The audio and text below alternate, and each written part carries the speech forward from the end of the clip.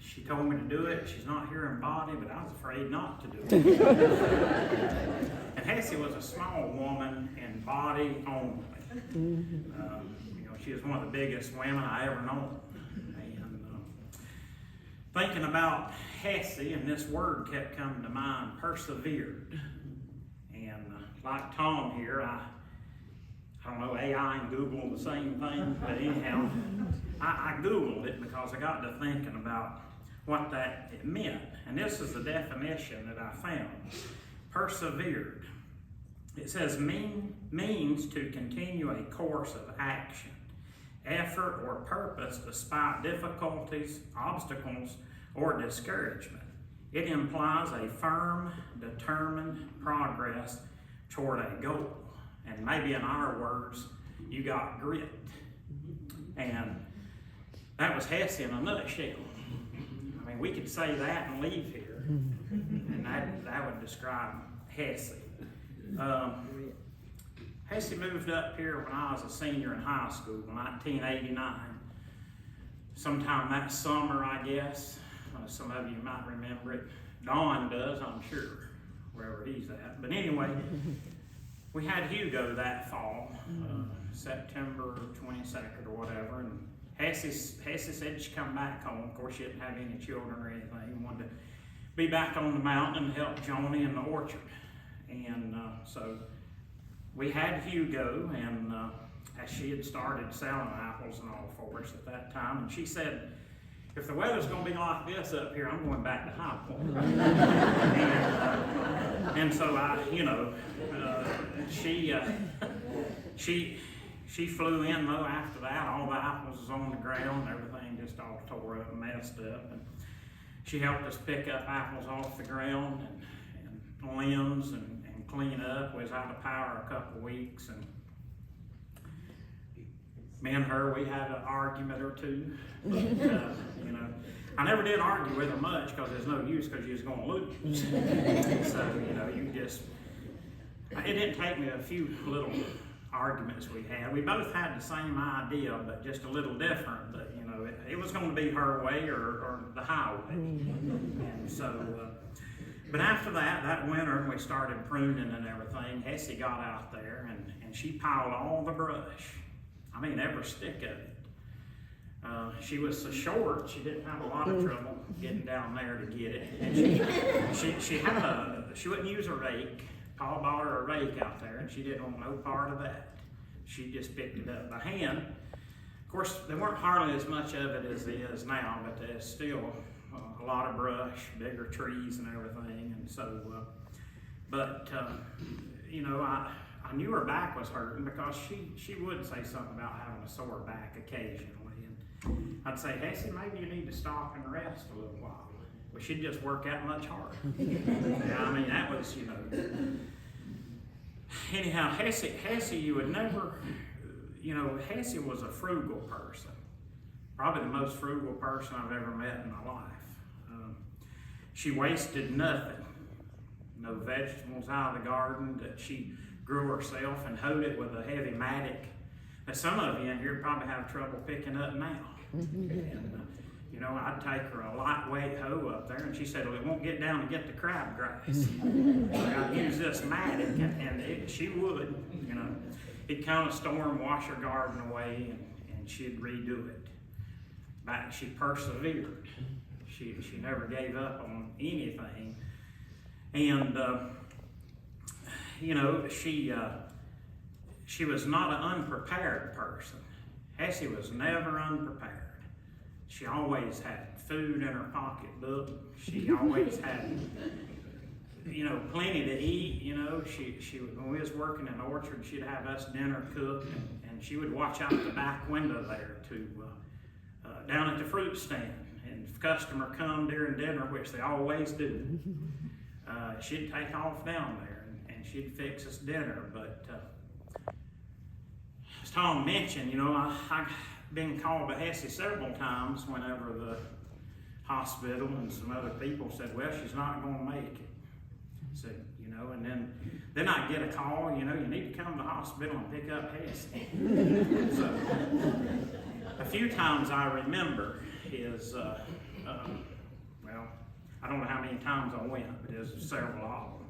So, got this call one time, I don't know, some of the nieces, Jane or somebody called and said, well, Hessie ain't doing too good. Said, might want to get down there and see her. Said, don't look like, I think she had blood poisoning from a gallstone that had lodged in her duct. And so she got blood poisoning. Well, when I got down there, she was laying on the bed with her legs crossed reading the lunch menu. And the doctor come in, and I said, well, I kind of got word that, that looking pretty grim, and he said, well, I'm going to tell you, he said, she's a little different. I said, you're telling me. You don't even know the slightest bit. And, he said that she's nothing but a miracle. He said, nobody 103 or 101 or 2, whatever at that time, walks out of here with that condition. And, well, I said, Hessie, you doing all right? She said, well, pretty good. Said, if they'll bring me something fitting to eat.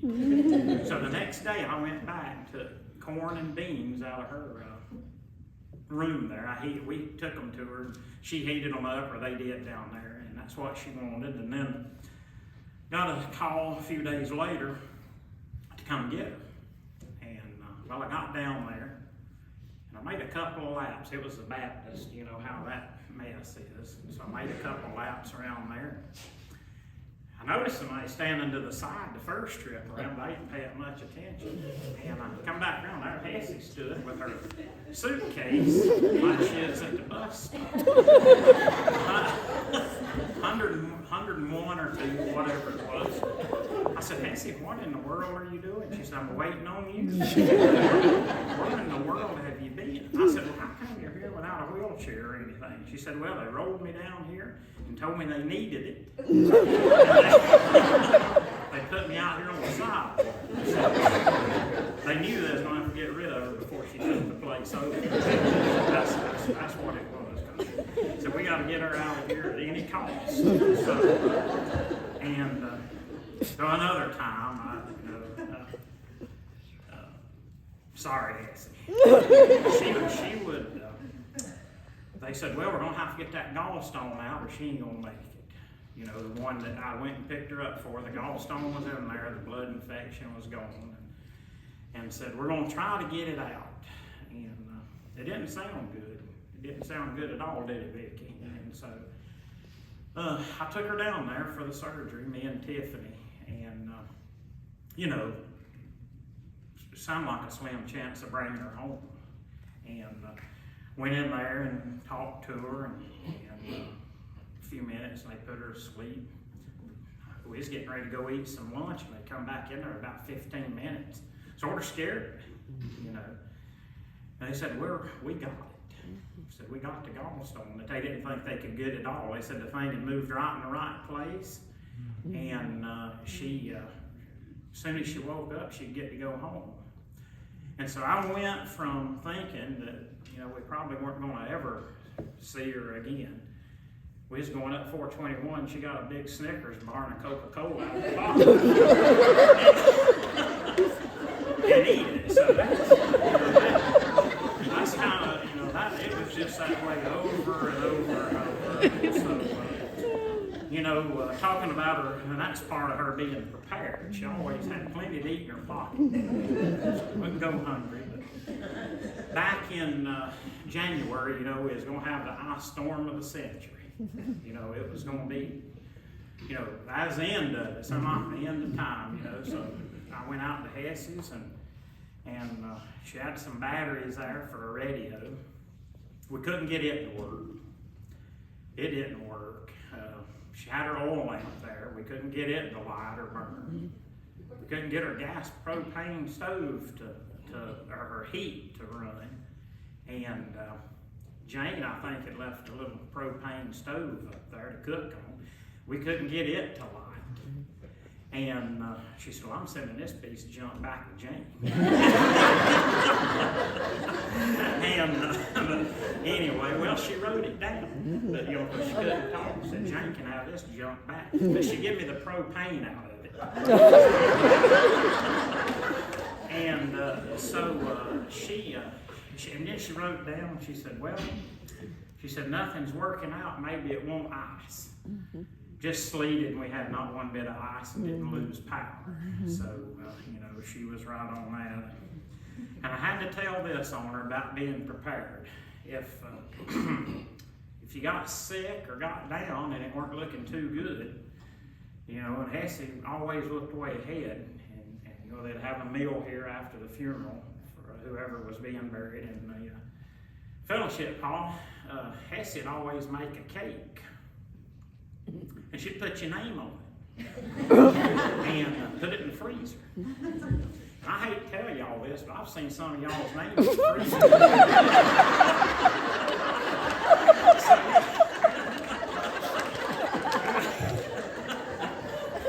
I want to take care of yourself.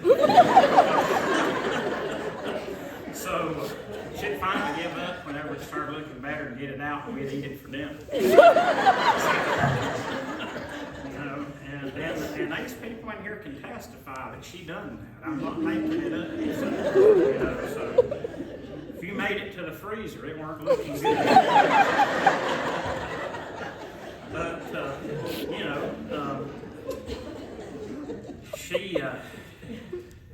it was something. And wouldn't be right not to tell a couple fruit stand stories on her. And this is pretty much what she said. She said, I want people laughing, because she said, I'm home, so, and I'm good, so you just have a good time. And so we was down there one day, and this lady comes in bragging on her apple butter. Said, boy, I got the recipe here. Said, this is some award-winning stuff. And there's several people in there, customers and one thing and another. And she had a jar of it, this lady did, and a little spoon, and wanted us all to try it. And we did. It was all right. I wasn't carried away with it. Sort of quiet. All of a sudden, Hessie says, that's just about the worst apple. And the lady standing there. I commenced to try to cover it up. Because, she was a customer. And I thought, well, I would kind of slide out of this one. I said, well, Hessie, maybe you're getting a cold in your taste buds. She said, ain't nothing wrong with my taste buds. So it was just getting deeper and deeper. The lady ended up leaving with, 6 or 8 more bushels. Somehow or another. I know in reason, Hessie was, like she said, she was outspoken and everything, and she said whatever come to her mind to the customers, and I'm sure that there's some of them will never be back. But Hessie also had a big fan base. Hessie had a huge fan base, and we get a lot of people coming and asking about her. And Jim Isley, that moved up here, his wife's here behind us. He was one of Hessie's favorite people, and he would come by in the afternoon. He was on the way home from work and get one apple, and eat it. And he liked a sour apple. He'd put salt on it, just almost every day. And one day we was there, and Jim got his apple with salt. Hessie said, they didn't give us that salt. And so I was not worried about it. So next day, Jim comes by with a Ziploc bag full of salt. So he left his own salt. So, anyway, that's just the way she was.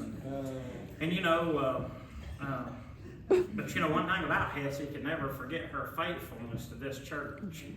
Yes. And she was from being Sunday school teachers to operating, running, managing the fellowship hall. And everything would be just perfect when there's going to be a dinner or whatever. And if she weren't able to mop it herself, she'd find somebody that could. And she'd stand down there and tell them how to do it.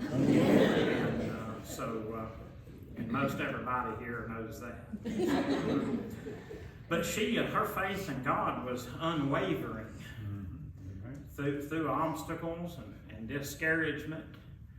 And, you know, but her goal was heaven. You know, out of all this and out of the, you know, the 103 years. And so Friday night, she persevered over the grave, you know, and went on home to heaven. And I'm sure it was a real shaking up when she got there. I asked her one time, I said, how was Tom's sermon today? She said, I don't know, I never heard a word he said. Of course, you know, her hearing got pretty bad. But she said, I never heard a word he said. And she probably told you. I could tell by looking at her. So, anyhow, you know, through the last several weeks, and I want to say again to Jane and Linda and Vicky and all of you, I mean, y'all went above and beyond. I mean, you know, y'all persevered. And so, wasn't an easy job, you know. One of them, Jane, just the other day, Jane was there. Hessie told on her, wrote on her notes that Jane gave me some medicine and it wasn't good. And she turned the little note, you know, where Jane couldn't see it and showed it to me. And so we all stayed in trouble up till this, you know, past Thursday about lunchtime. But you know, she realized that she was, you know, going to be leaving here pretty soon, and we could see the decline. The last day I saw her really good about, it had been 2 weeks ago, it's past Friday. She wanted me to get her out and ride her around on the mountain, and so I did. We went out through the orchard, down to the old Bethany Cemetery, and she knew where we was at because I could tell the way she was pointing and everything. And she really enjoyed that. Jane said she was all upbeat when she got back and everything. And she hadn't eaten anything in I don't know how long. And she loved to put Ritz crackers and applesauce and let it kind of soften up and then eat it. And I was helping her with that. I took the Ritz cracker, I think that was that evening. Took that Ritz cracker and I said, now here we got to soften it up. And she took it, just bit it and chewed it up, swallowed it, just because I told her she could. And that was the only reason. But anyway, her health was declining, and a few days ago she wrote this down. She said, I'm ready to go, be happy. So anyway, never be another one, that's for sure. So anyway, I appreciate being able to talk. Thank y'all for coming today. Thank you.